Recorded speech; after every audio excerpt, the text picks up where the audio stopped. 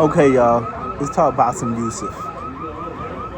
So I recently just seen this interview with Bassem Youssef, and I liked him for a little bit. He was standing up for Palestine until I came across a certain video where he was saying to a brother of ours that the so-called Egyptians, and we all know it's called Kemet, are not the original pharaohs. Bassem Anto Diop has proved this point 100 times. The pharaohs were dark-skinned Africans. They were not brown Arabs. They didn't look nothing like you. And when I say this type of stuff, people think I'm like angry. No. If saying the truth is hate, then I get it, right? I get it. Like, but this is the truth. The Egyptians, Nile Valley culture, were African people. So let's watch this clip, because Bassem Youssef has been running around doing a lot of propaganda. I'm going to explain to you exactly why it's problematic. Yeah, I think that this is ridiculous. I think that she is in full range to play Cleopatra. I think people should remember that there was controversy when the late, great Elizabeth Taylor played Cleopatra, and people thought that it was inaccurate for a white woman like her to play the character. History has said that there is some racial ambiguity around Cleopatra's identity. She's definitely not white.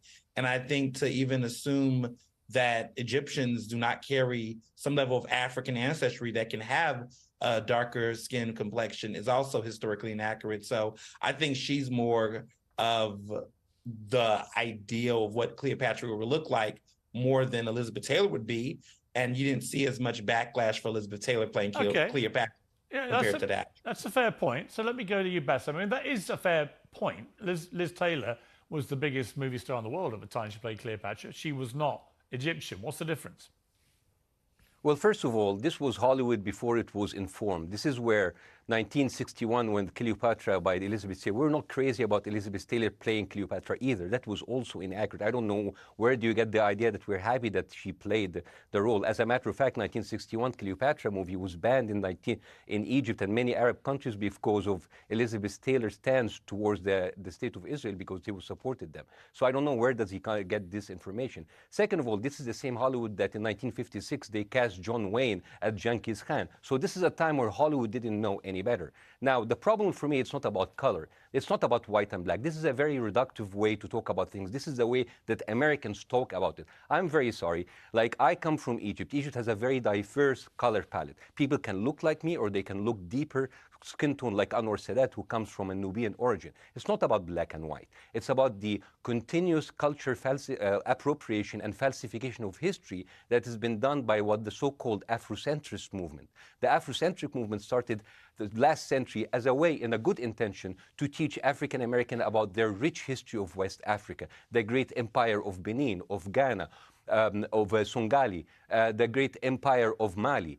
But the thing is, that's why you find people like Kevin Hart, who subscribes to these theories, who claim that his ancestors built the pyramids. I'm sorry, your ancestors had their own wonderful civilization in West Africa. They are culture appropriating my culture, calling the people of Egypt of today, despite their skin tone, that they call us as invaders, they call us as intruders, and they are being erased from our own history. This is something that Hollywood has done over the years. I understand, but let me throw this back at you. There's this point that we've had so many cases now where people talk about appropriation with actors, be it their sexuality, be it their gender on occasion, be it whatever it may be. And ultimately, I always come back to one point, which is, shouldn't actors do what their job description is? Act. I mean, shouldn't any actor be able to play any part, actually? And once you start making exceptions for that rule, where do you stop? Is that question for me? Yeah. Yeah. Well, first of all, this is not a work of fiction. This is a documentary. This is a documentary. There is a huge difference. This is not The Little Mermaid, which is like a fictional character where anybody can play anything. Cleopatra came from a Macedonian Greek origin. And the thing is, it's not about like the skin color.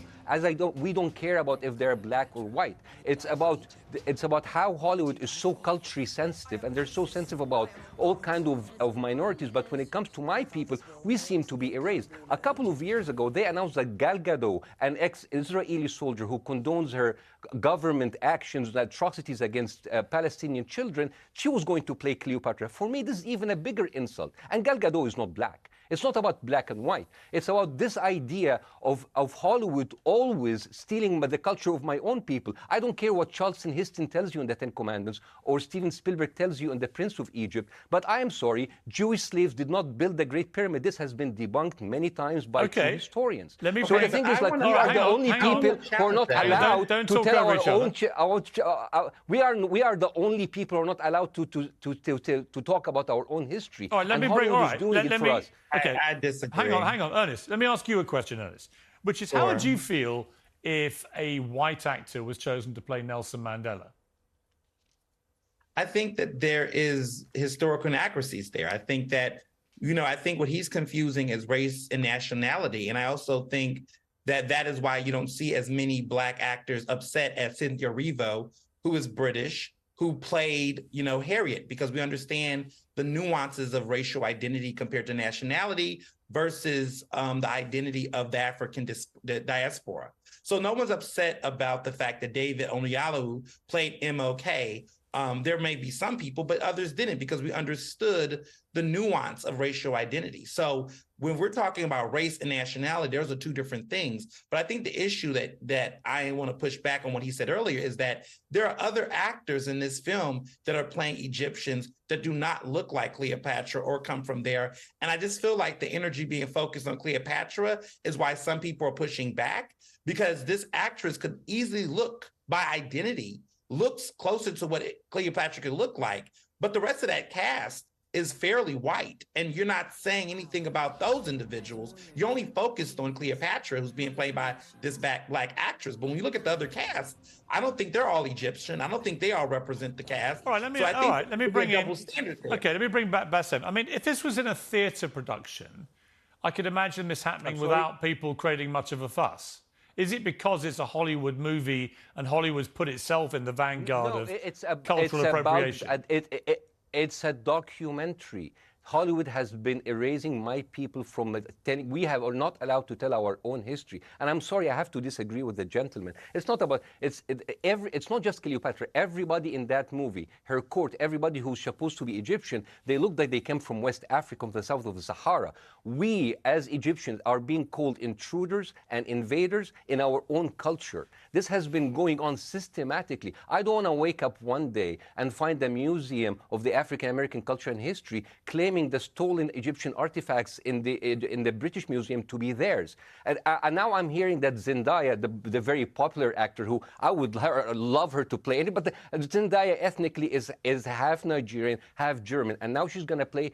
Where are the Egyptian actors? Where are the Arab actors who suppose it? And the thing is, even like historically wise, you see in the trailer, it's like, I don't care what they told you, but Cleopatra was black. Who's that woman? Why is African American people are telling my own history?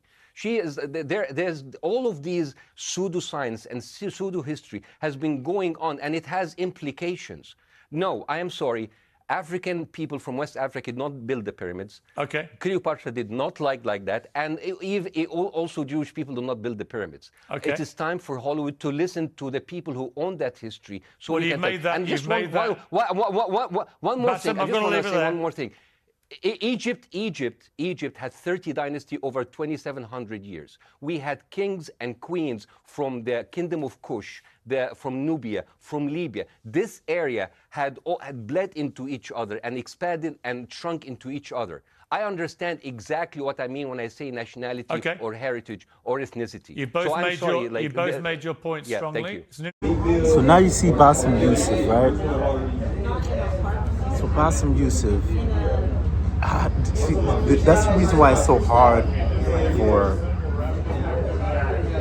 a lot of us Pan-Africanists to get on this page of Palestine, because what he's doing with Egypt is exactly what's happened in Palestine.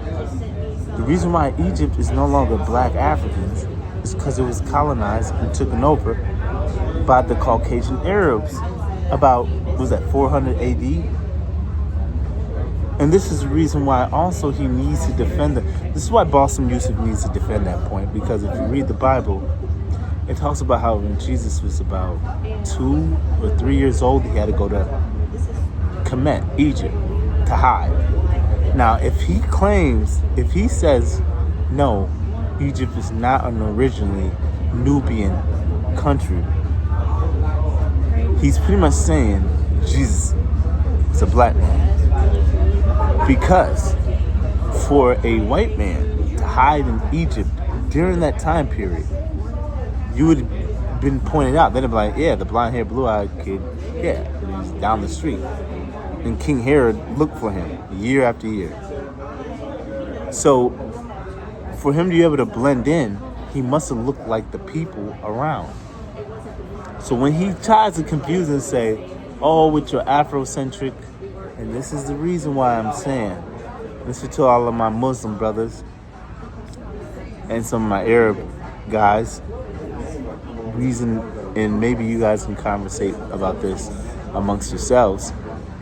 It's very hard for us Pan-Africanists, especially Garveyites, to join a lot of those religions and movements. Is because one of our greatest civilizations ever, Napoleon Bonaparte, when he showed up to Egypt, shot off the nose. You know that infamous picture of the nose missing. Why? Because when Napoleon got there, he thought it was Europe. He thought it was white people that built it, Egypt. And when he saw that, no, it's undeniable. Look at this nose. You know why my nostrils are so big? It's because it's meant for the heat. It's meant to keep heat out and whatnot. So when he came and he saw the hieroglyphics about pharaohs who are dark skinned, I mean charcoal black. Look at it, and then it will also bleed into the conversation of Sudan today and the reason why they're at war. And there's a genocide going on there. So Balsam Yusuf, shut the fuck up. Shut up. I'm tired of you. You got kicked out of Egypt because that bullshit ass Jon Stewart show you were trying to run. So now you're here in the States, just dicking everything you can. Palestine. Listen, I feel bad for the Palestinians. But the Palestinians have to understand they come from I'm not trying to group you guys together, but it is the truth, from a racial group of people who've done terrible things to African people. If you don't know about the Arab slave trade, it was before the transatlantic slave trade. If you know anything about genealogy, Arabs and European white people are very close to each other. They're cousins in the Caucasus Mountains.